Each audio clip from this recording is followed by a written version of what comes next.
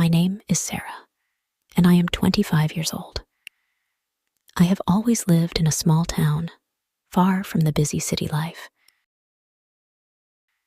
It's a peaceful place, surrounded by green fields and old houses. The streets are quiet, and everyone knows each other. I love the peace of the town, but sometimes it gets a little lonely. I don't have many close friends. Most of my friends live far away, and it's hard to see them often. When I moved to this town, I didn't know anyone. I had just started a new job as a teacher, and everything felt new and different. The first few days were difficult. I didn't know where to go or what to do. Most nights, I spent alone, reading books or watching TV.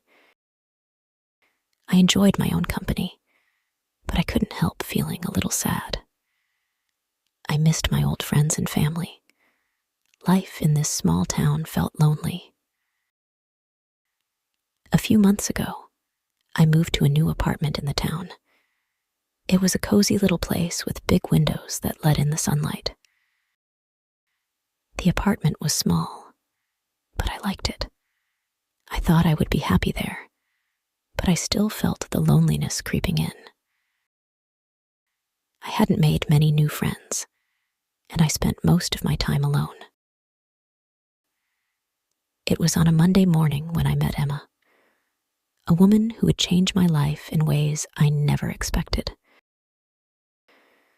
I was getting ready to leave for work, putting on my shoes and grabbing my bag. The sun was shining, and the sky was clear and blue. I opened the door of my apartment and saw a woman standing in the hallway. She was holding a box and looked a little unsure. She was about my age, and she seemed friendly, but there was a sadness in her eyes. She looked like she might be lost. "Hi," I said, smiling at her. "Are you moving in?" "Yes, I just moved in yesterday," she replied. "I'm Emma. I'm still unpacking my things." "I'm Sarah," I said. "Nice to meet you, Emma." We exchanged a few words, and I learned that she had just moved to this town from a big city. She didn't know anyone, and she was looking for a job. She seemed a little shy and unsure, but also kind and genuine. We talked for a few minutes, but then I had to go to work. I told her that it was nice meeting her, and we said goodbye. I didn't think much about Emma that day, but little did I know, our meeting would change both of our lives forever. Over the next few days, I didn't see much of Emma. I was busy with work, and she seemed to keep to herself. She didn't leave her apartment often, and I didn't want to bother her. But one evening, after a long day at school, I was walking home when I noticed Emma sitting on a bench outside our apartment building. She looked sad, staring at the ground. Her shoulders were hunched, and she seemed lost in thought. I walked over to her and said, "Hey, Emma, are you okay?" She looked up at me in surprise, as if she hadn't noticed anyone around her. Her eyes were filled with sadness, and she gave me a small, weak smile. "Oh, hi, Sarah. I'm just thinking." I sat down next to her. "You don't look okay. What's going on? You seem a little down." Emma sighed and looked away for a moment, as if she wasn't sure whether to share her feelings. Finally, she spoke softly. "I don't know. I just feel so alone here. I haven't made any friends, and I haven't found a job yet. It's really hard. Everything is new and strange, and I miss my old home. I don't know if I'm doing the right thing." I could see the worry on her face. I understood her feelings. When I first moved to this town, I felt the same way. I didn't know anyone, and everything felt so different. I missed my old friends, and I didn't know where to go or what to do. The loneliness was hard to deal with, and I often felt lost. I know how you feel, I said softly. When I first moved here, I didn't know anyone either. I was lonely too. But with time, things got better. It takes time to adjust, but it will get easier. Emma looked at me, her eyes still sad but hopeful. You think so? I know so, I said, smiling. Maybe we could do something together? Go for a walk? Grab a coffee? It might help. Emma smiled for the first time. That sounds nice. Thank you, Sarah. I really appreciate it.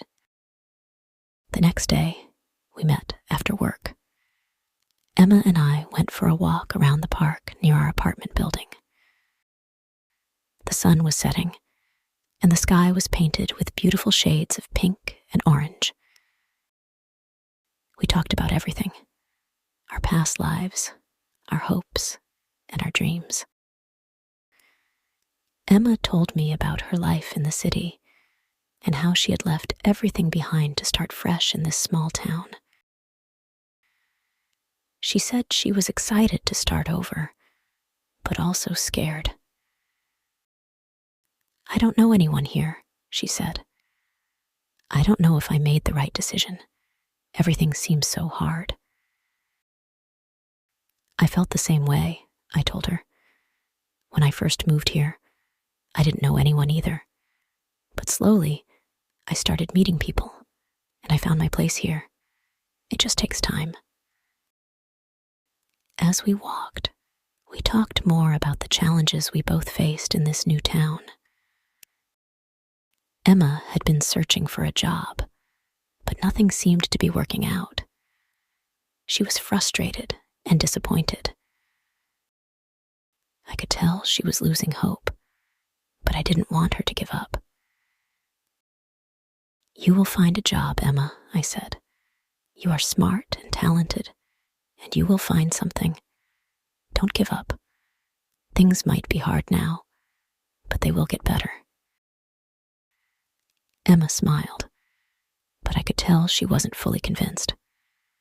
I hope you're right. Days turned into weeks, and Emma and I continued to spend time together. We went for walks, cooked dinner, and talked about life. Slowly, she began to open up more. She laughed more, and I could see her energy and confidence growing. She had stopped feeling so lost and alone. One day, Emma came to me with exciting news. I have an interview for a job tomorrow, she said, her eyes shining with excitement. That's amazing, I said, giving her a hug. You're going to do great. You've got this. But Emma was still nervous. What if they don't like me? What if I mess up?